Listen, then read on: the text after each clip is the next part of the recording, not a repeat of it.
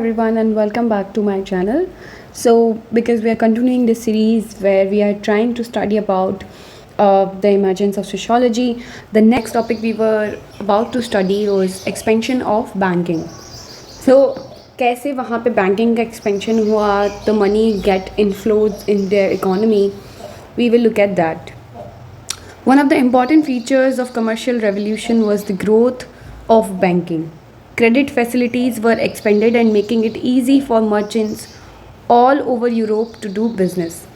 Credit मतलब जो उधार राशि हम देते हैं किसी को भी, वो बैंक्स ने किसको दी? मर्चेंट्स को दी, जो व्यापार का काम कर रहे थे। और सारे यूरोप में ये जो बिज़नेस की एक्टिविटीज़ चल रही थी उसको बढ़ावा दिया। और ये किसके अंदर आता है? कौन से रेवोल्यूशन के अंदर आता है? Commercial revolution. The cheque was invented in the 18th century. Very important line. Paper money came to replace the gold and silver coin.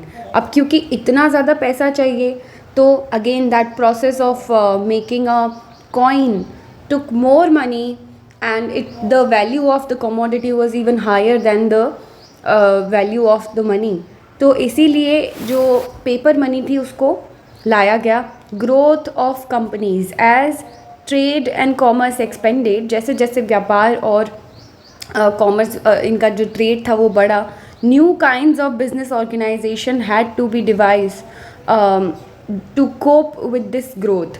तो नए नए ऑर्गेनाइजेशंस बनाए गए ताकि ये जो ग्रोथ हो रही है इसके साथ वो तालमेल बिठा सकें। Regulated companies arose in the 16th century, और रेगुलेटेड कंपनीज बनी। These were associations of merchants. So बहुत सारे कुछ मर्चेंट्स ने मिलकर साथ में एक कंपनी सेटअप की, who bonded together to cooperate for common venture. Joint stock companies emerged in the 17th century. In this setup, share of capital were distributed to a large number of investors. मतलब जो invest कर रहे थे money, उनको भी इसमें शामिल करके joint stock companies लाई गई. Some of these were chartered companies. Their government gave them a charter or a contract which guarantee them monopoly of the trade in a particular region. Charters बनाए गए जो government approved थे, जिससे वो एक ही जो company थी वो ट्रेड कर सकती थी। Example of these companies include British east India company and Dutch east India company. Now third was the rise of the new class. अब क्योंकि एक नया तबका निकल कर आ रहा था तो वो एक rise of the new class के अंदर हम पढ़ने वाले हैं। One of the most distinctive characteristics of this period was the rise of the middle class to economic power. By the end of 17th century, the middle class had become an influential group in nearly every Western European country. इसमें merchant भी थे, bankers भी थे, ship owners and investors भी थे. Their power at this stage was mainly economic. So this period actually saw the strengthening of monarchy and decline of the church and the rise of the middle class. It marked the beginning of the process of Europeanization, which was to reach a peak with colonization. Thus, the Europe charted new areas of economic expansion. The whole world had become Europe oyster. Okay? Now we will look at some other revolution that happened, and that was the scientific revolution and the Renaissance period. Okay? So Europe produced the scientific revolution in the Renaissance period for the 14th to the 16th century AD. The impact of scientific revolution was crucial not just in changing material life but also people's idea about nature and society. Okay, now we are going to look at the history of science. The history of science does not mean the list of dates and events to be memorized. It is a story of the interconnection between science and society, politics, economy and culture. Now, social functions of the sciences. Science does not develop independent of the society, rather it develops in response to human needs. Various vaccines were not developed just out of the blue, but out of the necessity to cure the disease, and the best example this is Covishield and Covaxin, right? Why they were made? They were made because we needed to overcome the coronavirus. Apart from influencing the physical and material life of the society, science is intimately connected with the ideas. The general intellectual atmosphere existing in the society influences the development of science. Similarly, a new development in science can change the attitude and belief in other areas as well. ऐसा ही होता है ना. Science has the capacity to even challenge the pre-existing notions, the orthodox and superstitions. It is important to keep this fact in mind. We shall constantly be demonstrating how scientific ideas influence scholar, and then how the sociology emerged in Europe owes a great deal of ideas and discovery contributed to science. That's very true and well said. The emergence of sociology in Europe owes a great deal of ideas and discovery contributed by the science. Science in the medieval period. Now, so in the medieval society was characterized. The medieval society was characterized by the feudal system. Samantwag hota tha. The church was the epicenter of the power and authority and learning. Learning was mostly of the religious variety. I'm sorry for the background noise.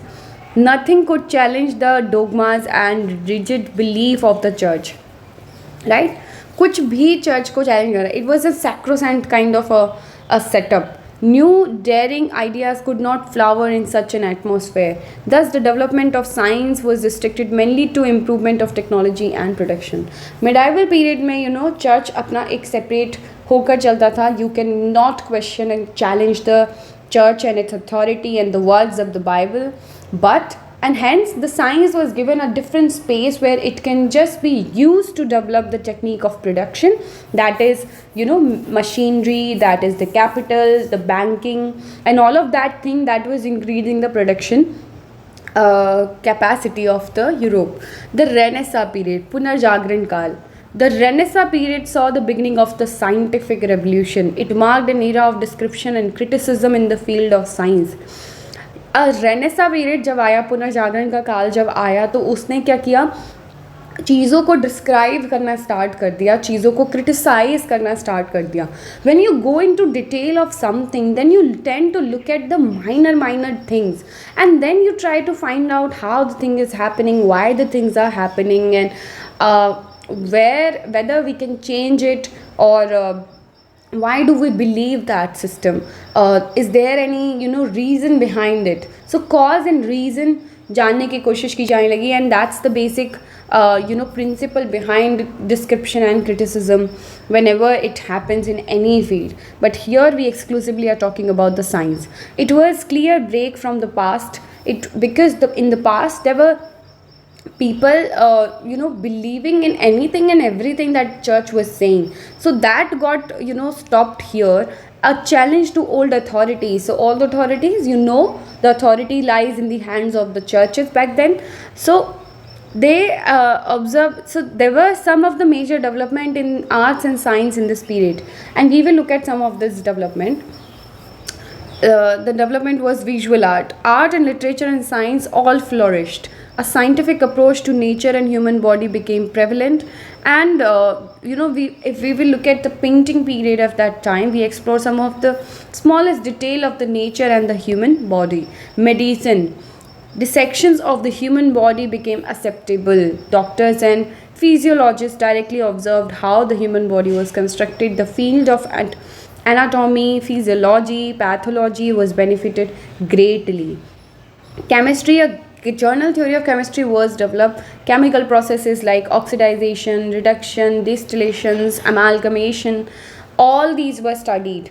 Navigation and astronomy, you know how it is, because they were going out, they were getting new trade route set up, that too from sea. So Vasco da Gama reached India in 1498 and Columbus discovered America in 1492. This was the era of expansion of the trade and the beginning of colonialism. A strong interest in astronomy and important for successful navigation also grew. And the Copernicus revolution. The first major break from the entire system of ancient thought came with the works of Dutchman Nicolaas Copernicus. It was generally believed that the earth was fixed or stationary and sun and the other heavenly bodies move around it. This is known as geocentric theory. Copernicus, however, thought otherwise. That means he thought that no, it's not true. With the help of the detailed explanation, description, he demonstrated that the earth moves around a fixed sun, that is heliocentric theory. The work of Copernicus is considered revolutionary because it's drastically altered the pattern of thought about universe. So people earlier used to believe that the the earth remain at the one place, which is how it appears to be, and the sun revolves around the earth. But no, and in that theory were earlierly known as geocentric theory, but no, that was not the case, and Copernicus said that no, that's not the case, it's the heliocentric theory, that is helio, that is the sun at the center, and everything, every celestial body revolves around it. So that gave, a new ideas and thought and thinking process to the existing ideas. Human being was not able at the human being was not at the center of the universe, but the small part of the vast universe or system. In a nutshell, science in the Renaissance period was marked by new attitude towards man and nature. Natural objects become the subject of close observation and experiments.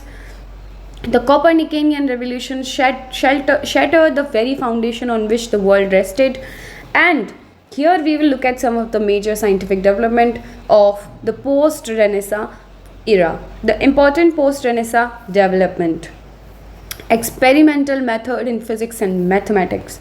The work of physicists and mathematicians like Galileo Galilei and Johannes Kepler and subsequently Sir Isaac Newton revolutionized the science. It brought about the forefront the experimental method. The method are the things that makes a subject science. Okay, always remember that. So old ideas were challenged, alternative were suggested. If these alternative ideas could be proved, repeatedly verified and checked out, they were accepted. If not, the solutions were sought.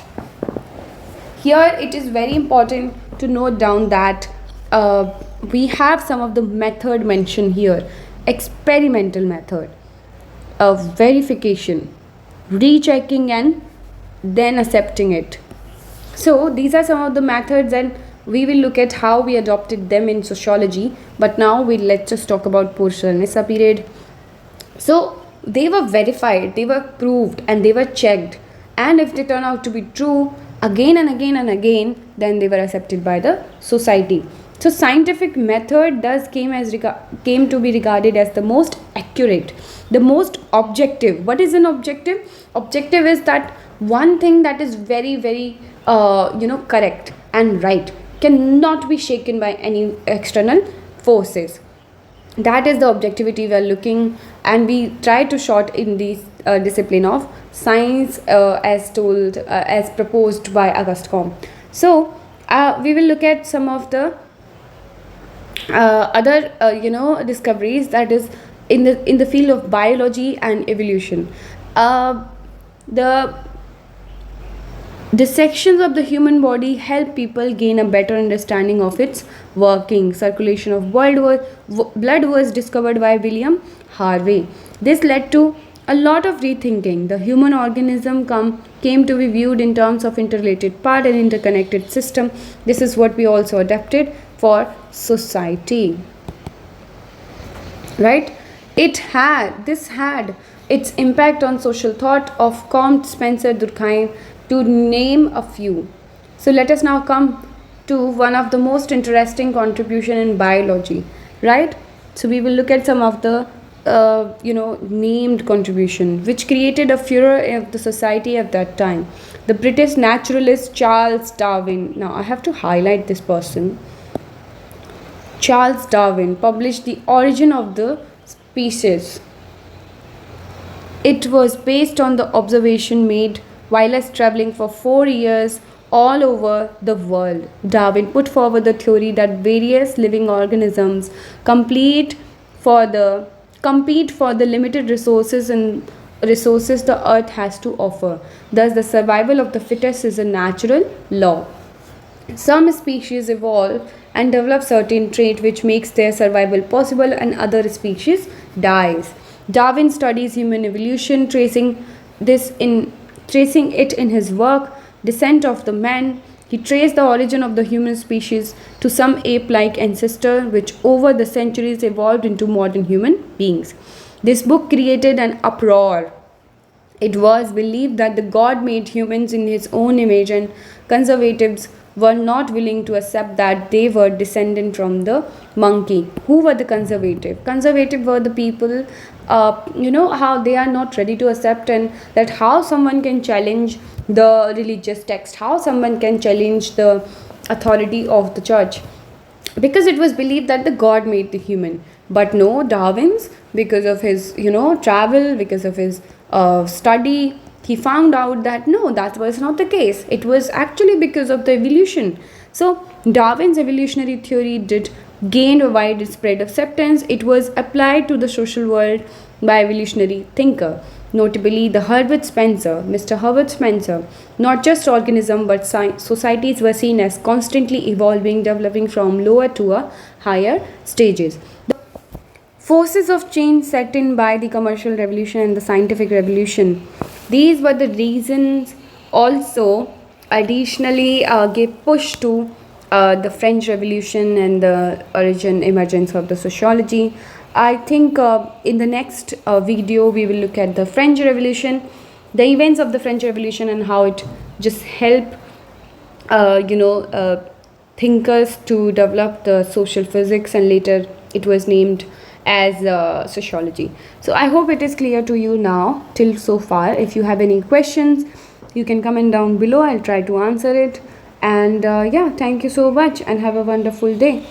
Then we will meet you in the next video. Bye bye.